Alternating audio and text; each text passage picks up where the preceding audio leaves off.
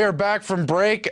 We've discussed the shocking information about YouTube censoring us. We've discussed how the NSA is just building clouds of data on all Americans. And now we are joined by Jason Bermas to discuss how Kinect and other gaming consoles are being trolled by government agencies to collect even more data. Joining us now, Jason, thanks for coming on the show. Well, thanks for having me, Aaron. So break this down for us and talk about what's most important here.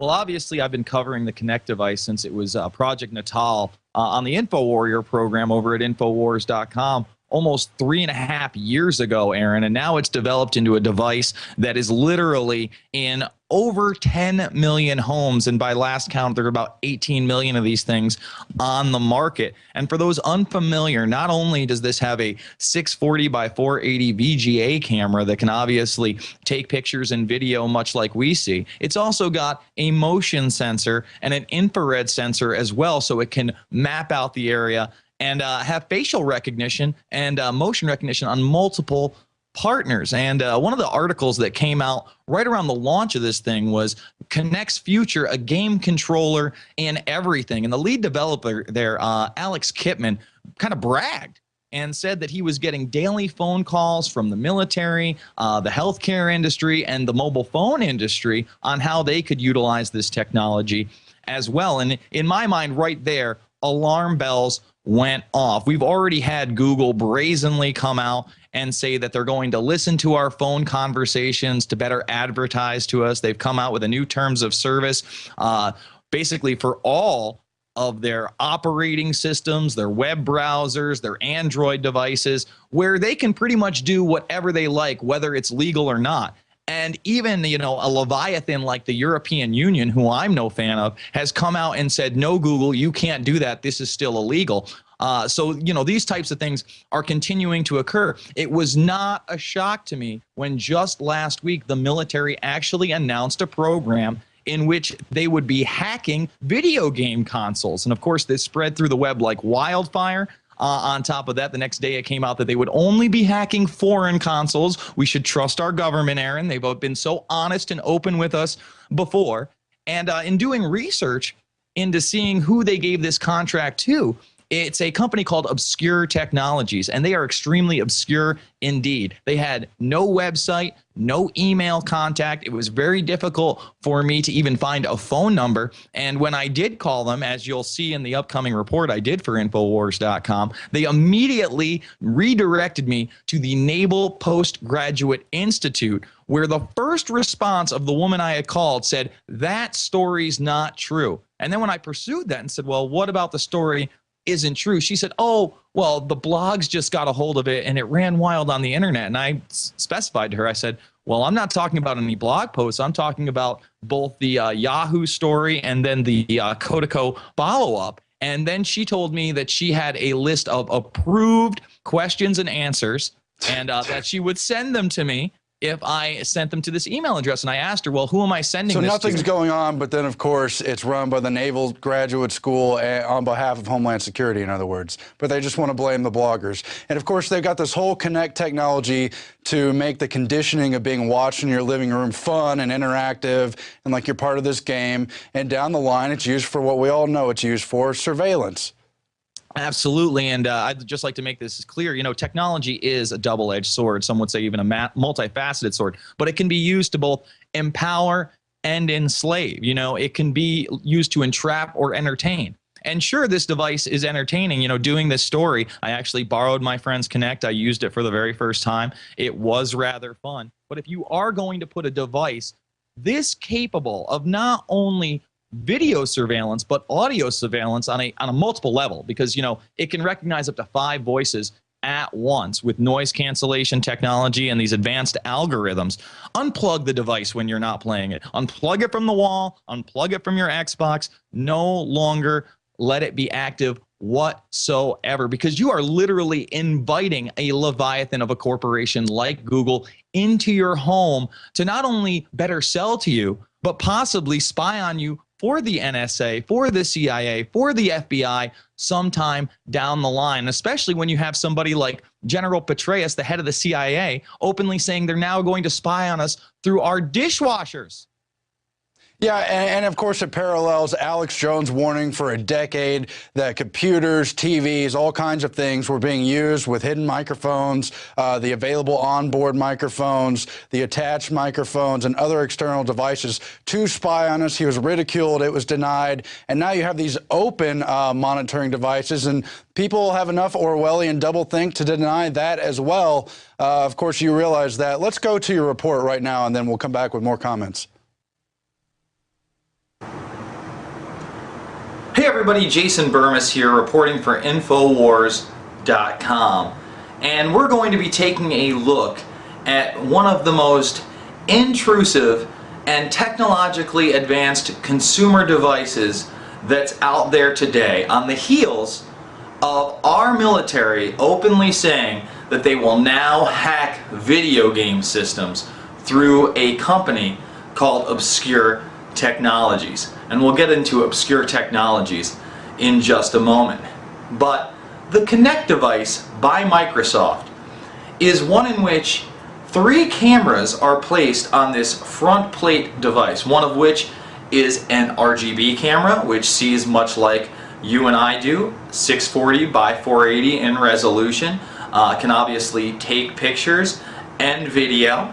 And on top of that, you have a monochrome CMOS sensor and an infrared laser projector, which gets both facial recognition and motion recognition. Now, on top of that, the device also has a multi-array microphone for multiple voice recognition, and of course, ambient noise reduction.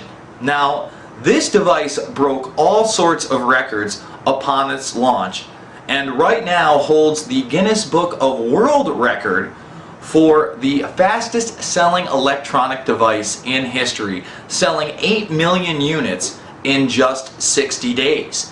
And there are over 18 million of these units out on the market today as of January of this year. So essentially what you have in your living room is a spy device not only capable of tracking your motion, of taping your activities, but tracking, tracing, databasing, and even profiling yourself and other family members that may not even be using the device. In fact, I'd like to harken back to an article called Kinect, a controller in everything. And in this article, one of the developers, the main developer, Alex Kipman, discusses how he would like the device to be the first step in a holodeck type experience, and eventually have this device be able to recognize what kind of t-shirt you're wearing. For instance, if you were to wear a Cincinnati Bengals t-shirt, then they would take that information and then advertise to you based along those lines. What sports you enjoy, what teams you follow, what other activities are in your interest, so you can be a better slave and consumer. Kipman also discusses in the article how the military and big business calls him almost on a daily basis to see how they can implement this technology in their arena. And of course, this has now come into fruition with the military now openly hacking video game systems everywhere. And let's not forget, it's not just limited to the Kinect. They're going to be hacking PlayStations, Nintendo Wii's, and beyond, folks. So we have to be very aware of this. And let's not just stop there, because the Kinect has a future even beyond the Microsoft Xbox. In fact, it's going to be used to control the next operating system on PCs, Windows 8. In fact, I was actually able to demo the controls about 3 weeks ago in the mall. Now, it's already launched, but there's going to be a second Kinect, a Kinect 1.5 that launches this May. And again, your mouse, your keyboard, they're going to start becoming a thing of the past. Now, Microsoft has already foreseen this and bought in Skype. Now, by buying Skype up, they now have a way for people to communicate through video conferencing. Of course, this is built into the Kinect, and as it expands its audience, look for it to be used with other accounts like Skype. Let's talk about Obscure Technologies, the company that has gotten the government contract to hack video game consoles. When I went online to try to find out more about this company, it had no website and two very obscure addresses. This is what happened when I tried to call the company. Hi, my name's Jason Bermas. I'm doing a story for Infowars.com, and I was trying to get a hold of somebody from Obscure Technologies. Hi there. Well, we have been asked to for press requests to the NPS Office for Public Affairs. Okay. So who would I contact for a press request?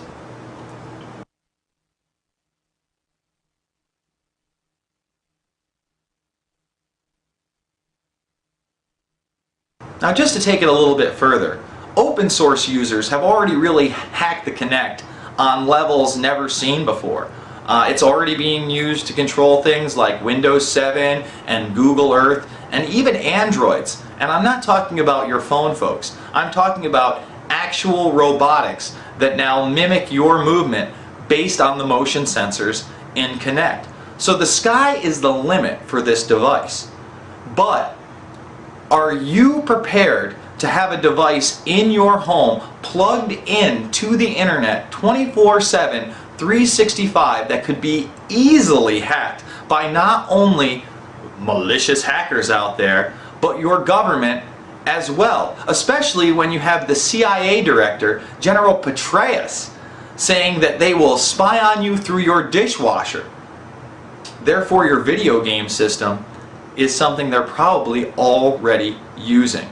And we know through announcements from companies like Google, who now say that they're actually going to be listening in on your phone conversations, background ambient noise, to better advertise to you, that they've said that they'll use information from your webcam on your laptop. So I'd like this to be a warning to those out there with this device or thinking about purchasing this device, that when it is not in use, that you unplug it from your Xbox and unplug it from the power source, because you are literally putting a multifaceted spy device in your homes. Be sure to check out Infowars.com for the latest in tech news that affects your life today. I'm Jason Bermas. Thanks for listening. Well, Bermas, first of all, great job on an exclusive report for InfoWars there. A lot of information packed in. The first thing that comes to mind is that Aldous Huxley Brave New World concept of people loving their servitude. The fact that the Kinect was the fastest selling, I guess, video game device in history, opened the gates at 8 million sales in, 2 months, now at over 18 million sales. People are really eager to sort of share that information and try to enter more and more into that online world. So that's one major theme. The other major theme is the overall blurring between the military and these corporate interests. It harkens back to the early days when the CIA first began to become unleashed, and you saw really huge conflicts of interest, like CIA coups in Guatemala and other Latin American countries that were, at least in part, on behalf of fruit companies.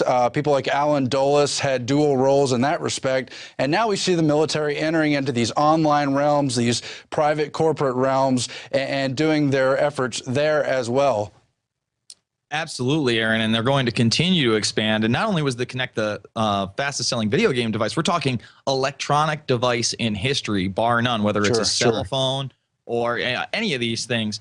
And let's talk about that expansion. You know, we talked a little bit about Google in that report, and we've talked about Google before. Well, Google has a thing called Google Goggles that kind of made some pretty big headway 3 or 4 weeks ago. People were like, oh, augmented reality goggles, this looks really neat. Well, they've changed this to call it Project Glass, and they've actually put out their first demo video. Forget about the fact that we now have cell phones with 2 high-definition cameras on them that can easily be hacked. There are countless YouTube videos of people being able to gain access to the audio even when the phone is not in use, as long as the battery's in, as you and I are well aware. Well, these augmented reality glasses are literally a virtual window into your life every time you're wearing them.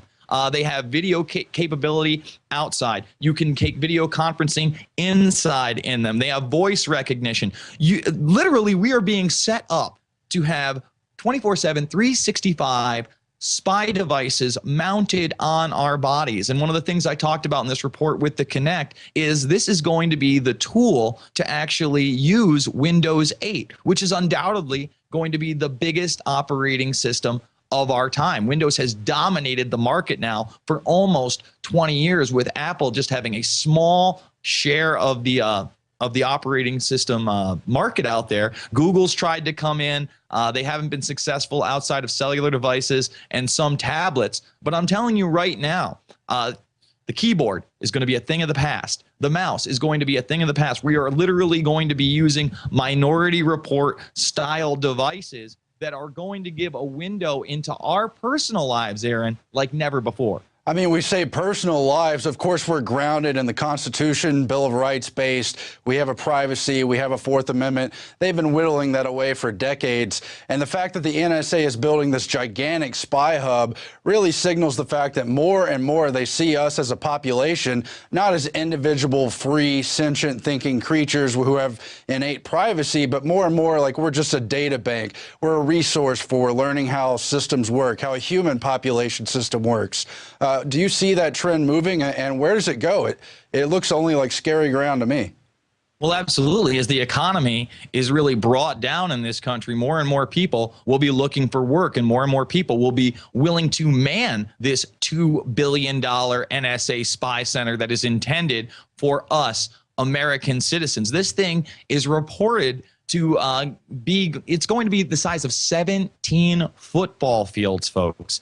17 football fields, stadiums is what they're saying. Just think about the last time you went to a football game, and now you're going to have 17 of those fully manned with personnel. What could they possibly be doing other than surveilling the general populace? And of course, there's stories breaking all the time right now. James Bamford, the guy behind Body of Secrets, the original publisher of the Northwoods documents that we've talked about in regards to 9/11 and beyond and false flag terror, has just done an amazing report on this. And as you and I know, Aaron, he's confronted Michael Hayden, the ex-head of the CIA, on our loss of a Fourth Amendment. And basically, he was just pushed aside when he asked that question. So unfortunately, I just see this moving towards this surveillance type of society where we have less and less personal freedoms, and those that try to rise up will be dealt with in a manner unbecoming of our constitutional republic that was once great.